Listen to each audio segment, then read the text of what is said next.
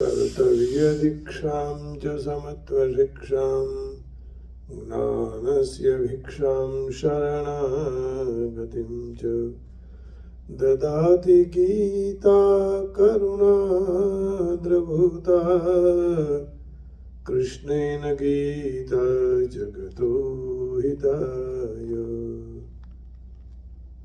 भगवान श्री कृष्ण प्रभु के चरण में प्रणाम करके आज श्री द्वितीय अध्याय का प्रारंभ करते हैं। द्वितीयोध्याय श्रीमद् भगवद गीता जी रहस्यम अध्याय दूसरा। આ અધ્યાયમાં શરણાગત અર્જુન દ્વારા પોતાના શોકની નિવૃત્તિનો એકાંતિક ઉપાય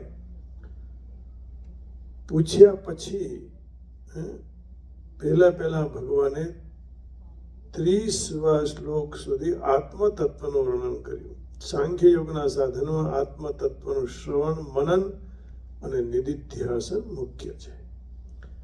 જો કે આ અધ્યાયમાં 30 શ્લોકની પછી સ્વધર્મના વર્ણન કરી કર્મયોગનું સ્વરૂપ પણ સમજાયું છે, પરંતુ ઉપદેશનો આરંભ સાંખ્ય યોગથી થયો છે। આત્મતત્વનું વર્ણન અન્ય અધ્યાયોની અપેક્ષા આમાં અધિક વિસ્તારપૂર્વક કર્યું છે। આ કારણે આ અધ્યાયનું નામ સાંખ્ય યોગ રાખવામાં આવ્યું છે। આ અધ્યાયના પહેલા શ્લોકમાં સંજયને અર્જુનનો વિષાદનું વર્ણન સંજયે અર્જુનના વિષાદનું વર્ણન કર્યું છે અને બીજા અને ત્રીજા ભગવાન શ્રી કૃષ્ણને અર્જુનનો મોહ, કૃષ્ણએ અર્જુનના મોહ અને કાયરતાયુક્ત વિષાદની નિંદા કરતા એને યુદ્ધને માટે ઉત્સાહિત કર્યો છે। ચોથા અને પાંચમામાં અર્જુનને ભીષ્મ, દ્રોણ આદિ પૂજ્ય ગુરુજનોની મારવાની અપેક્ષા भिक्षा द्वारा निर्वाह करवानो श्रेष्ठ बतलायो। अर्जुन ना पड़े कि मैं युद्ध नहीं करूंगा।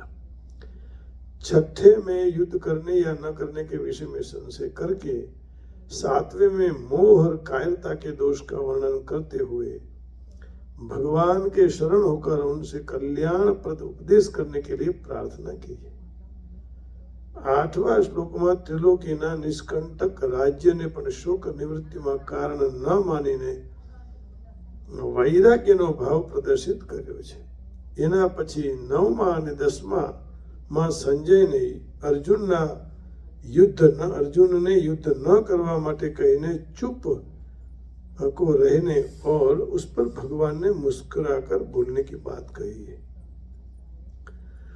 એના પછી 11વાથી ભગવાનને ઉપદેશનો આરંભ કરી 12મા અને 13મા શ્લોકમાં આત્માની નિત્યતા અને નિર્વિકારતાનું નિરૂપણ કરતા 14માં સમસ્ત ભોગોને અનિત્ય બદલાવી સુખ દુઃખાદી દ્વંદ્વોને સહન કરવાનું કહેવામાં આવ્યું છે। 15મા શ્લોકમાં સહનશીલતાને મોક્ષની પ્રાપ્તિમાં હેતુ બદલાયા है।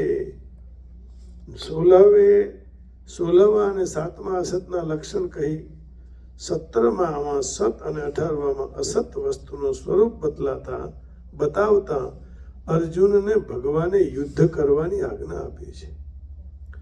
19માં आत्मा ने मरवानो अथवा न मरने वाला समझने वालों को अज्ञानी बतलाकर 20वें में जन्मादि 6 विकारों रहित आत्म स्वरूप का निरूपण करते हुए 21वें में यह सिद्ध किया कि आत्म तत्व के ज्ञाता किसी को भी मारने या मरने वाला नहीं बनता है। तदंतर 22वें में मनुष्य के कपड़े बदलने का उदाहरण देते हुए शरीरांतर प्राप्ति का तत्व समझाकर 23वें से 25वें तक आत्म तत्व को अच्छेद्य, अदाह्य, अक्लेद्य અને अशोष्य, नित्य, सर्वगत, स्थाणु, अचल, सनातन, अव्यक्त, अचिंत्य और निर्विकार बताવીને એના માટે શોક કરવાનું અનુચિત સિદ્ધ કર્યું છે। 26મા અને 27માં આત્માને જન્મવા અને મરણવાના માનવાથી અને 28માં શરીરોની અનિત્યને કારણ પણ શોક કરવો अनुचित છે। 29वें में आत्मदृष्ट तत्व के दृष्टा, वक्ता और श्रोता की दुर्लभता का प्रतिपादन करते हुए 30वें में आत्म तत्व सर्वथा अवध्य होने के कारण किसी भी प्राणी के लिए शोक करने को अनुचित सिद्ध किया है। 31वें में 36वें में श्लोक तक क्षात्र धर्म की दृष्टि से युद्ध को अर्जुन का स्वधर्म बतलाकर उसका त्याग करना सब प्रकार से अनुचित सिद्ध करते हुए 37वें में से युद्ध को इस लोक और परलोक दोनों में लाभप्रद बतलाकर अर्जुन को युद्ध के लिए तैयार होने की आज्ञा दी। 38वें में समत्व को युद्धादि कर्मों में पाप से निर्लिप्त रहने का उपाय बतलाकर 39वें में कर्म बंधन को काटने वाले कर्मयोग विषयक बुद्धि का वर्णन करने की प्रस्ताव देती है। 40वें में कर्मयोग की महिमा बतलाकर 41वें श्लोक में निश्चयात्मिक बुद्धि का और अव्यवसायी सकाम पुरुषों की बुद्धियों का भेद निरूपण करते हुए 42वें में से 44वें तक स्वर्ग परायण सकाम मनुष्यों के स्वभाव का वर्णन किया है। 45वें में अर्जुन को निष्काम निर्द्वंद्व नित्य सत्वस्थ योगक्षेम को न चाहने वाला और आत्मसंयमी होने के लिए कहकर 46 में ब्रह्मज्ञ ब्राह्मण के लिए वेदोक्त कर्म फल रूप सुख भोग को अप्रयोजनीय बतलाकर 47वें में सूत्र रूप से कर्मयोग का स्वरूप बतलाया है। 48वें श्लोक में योग की परिभाषा समत्व बतलाकर 49वें में समबुद्धि की अपेक्षा सकाम कर्मों को अत्यंत तुच्छ और फल चाहने वालों को अत्यंत दीन बतलाया है। 50वें और 51वें में समबुद्धि युक्त कर्मयोग की प्रशंसा करके अर्जुन को कर्मयोग में लग जाने की आज्ञा दी है और समभाव का फल अनामय पद की प्राप्ति बतलाया है।